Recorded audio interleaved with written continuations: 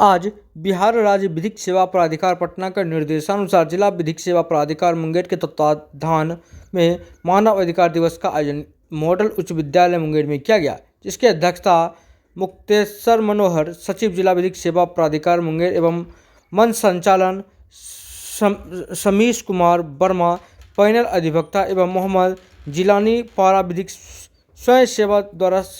सम्मिलित रूप से किया गया। इस अवसर पर सचिव द्वारा विद्यालय में उपस्थित सभी विद्यालयों में शिक्षकों को मानव अधिकार दिवस के बारे में विस्तार रूप से बतलाया गया तथा इस अवसर पर उपस्थित विभिन्न विद्यालयों के बच्चों को खेल कूद, निबंध, स्लोगन, वाद विवाद एवं पेंटिंग आदि के क्षेत्र में विशिष्ट योगदान हेतु कुल 77 छात्रों को पारा विधिक स्वयं सेवकों एवं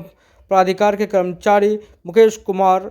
सचिव द्वारा प्रशस्ति पत्र देकर सम्मानित किया गया। इस अवसर पर विद्यालय के शिक्षक, जिला विधिक सेवा प्राधिकार मुंगेर के कर्मचारी एवं छात्र छात्राएं उपस्थित थे। और यहाँ उपस्थित प्यारे बच्चे एवं बच्चियों, सभी को आज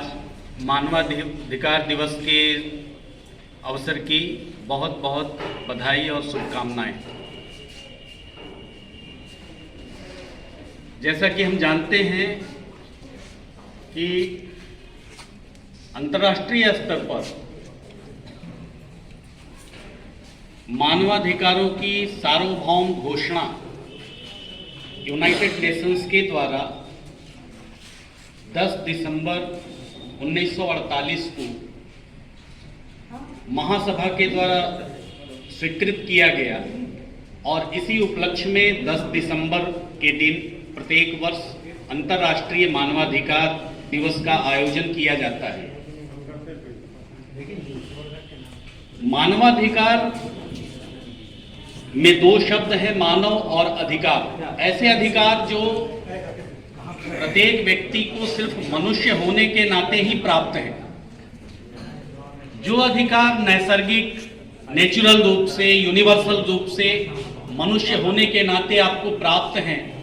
इन अधिकारों को यदि कहीं लिखा न भी जाए फिर भी आपको ये अधिकार प्राप्त है। इसलिए ये इनको नैसर्गिक अधिकार कहा जाता है, नेचुरल राइट्स, यूनिवर्सल राइट्स।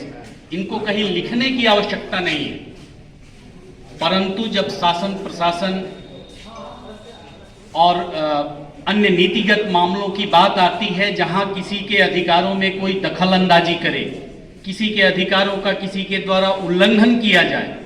तो इन अधिकारों को लागू करना कैसे सुनिश्चित किया जाए, इनके लिए कानूनों की आवश्यकता होती है। हम सबका यह कर्तव्य होना चाहिए कि मनुष्य के रूप में व्यक्ति के जो अधिकार हैं वो उनका सम्मान किया जाए, उनको संरक्षित किया जाए, प्रिजर्व किया जाए, ताकि सभी व्यक्ति गरिमापूर्ण ढंग से, सम्मानपूर्ण ढंग से अपना जीवन जी सके। जब तक व्यक्ति सम्मानजनक जीवन नहीं जिएगा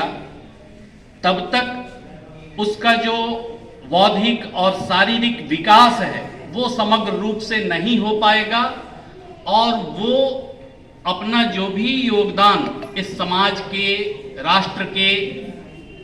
अथवा इस धरती के उत्थान के लिए कर पाता,